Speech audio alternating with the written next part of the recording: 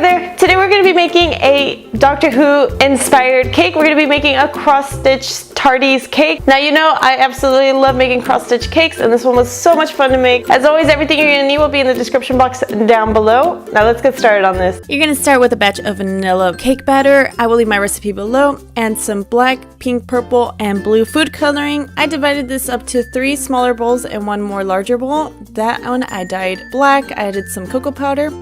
First I'm mixing together my purple, and then my pink, my blue, and my black. Now you could keep out the cocoa powder and just add some black food gel. I just noticed that it helps bring out the color a little better without that much food gel. And all these colors will create the galaxy cake. You can always change the colors to whichever you like. I started with my black first, smoothing that out, and I'm baking these in quarter sheet pans. I poured in some of that pink on there, some of the blue, and then that purple as well.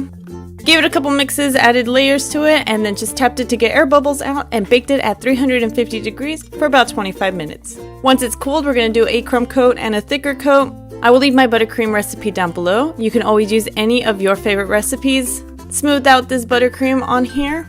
Once it's frosted, I used my cross-stitch mesh sheet to mark the squares. I got my template and my blue frosting, my light blue frosting, and my turquoise frosting in piping bags with 1 tips. I'm starting with my dark blue. Also, I had some white, black, and gray for details for later. I'm starting with my dark blue as that is the outer color of this, marking off where I need to pipe. So I start with 1 line and then add another line to do the X. And then I just keep repeating this layer after layer. It really helps to have a template when you're making cakes like this, and a lot of patience as well. So I'm alternating colors. I started with my blues, did the dark blue outline, the light blue inside, and the turquoise as a detail to give the door some depth. With the white, I did the windows and the littering in the police box banner. And then I used the black for that banner outline. And then also the poster that's on the front. This is optional, you could just keep that off. I used the gray to mark the door handle and other details. And then I also added the details on the top of the Tardis.